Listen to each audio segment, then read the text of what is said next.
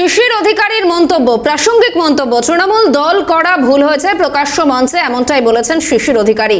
মঞ্চ ছুঁয়ে ক্ষমা চেয়েছেন কাথির প্রাক্তন সাংসদ এবং সাধারণ মানুষকে ভুল পথে নিয়ে গিয়েছিলাম এমনটাই বলেছেন শিশির অধিকারী। ঠিক গোটা বিষয় কি বললেন তিনি শুনুন।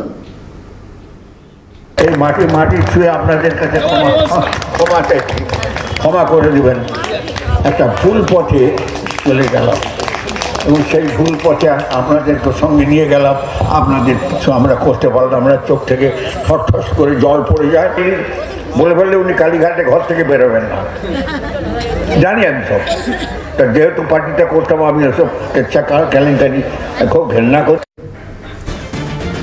তৃণমূলের টিকিটে একাধিকবার সাংসদ, কেন্দ্রীয় মন্ত্রীও হয়েছিলেন শিশির অধিকারী। বর্তমানে বিজেপি নেতা তিনি। শিশির অধিকারীর এই মন্তব্যের পাল্টা কি বললেন তৃণমূল নেতা কুণাল ঘোষ, দেখুন।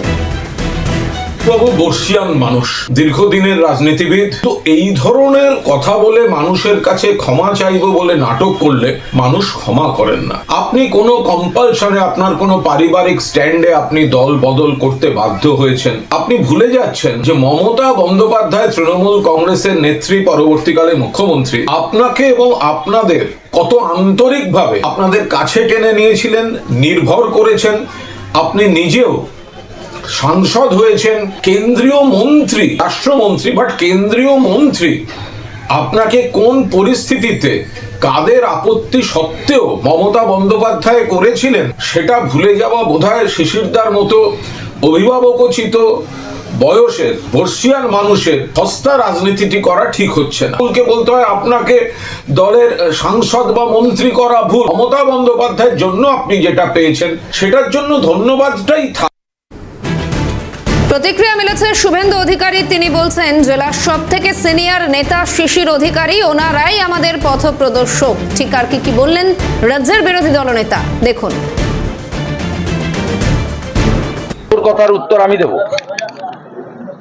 সবচেয়ে সিনিয়র মোস্ট পলিটিশিয়ান আমাদের এই জেলার, রাজ্যের অন্যতম সিনিয়র লিডার। উনার 88 বছরের বেশি বয়স। উনি যা বলছেন উনার চিন্তা ভাবনার মধ্য দিয়ে বলছেন। উনারা আমাদের পথ প্রদর্শক। উনার কথার উত্তর আমি কেন দেব? এগুলো তৃণমূল কালচারে হয়। পিসির অনেক কথাকে কাউন্টার ভাইপো করে। শুভেন্দু অধিকারী বর্ষিয়ান শিশির বাবুর কথার প্রতিক্রিয়া দেবেন।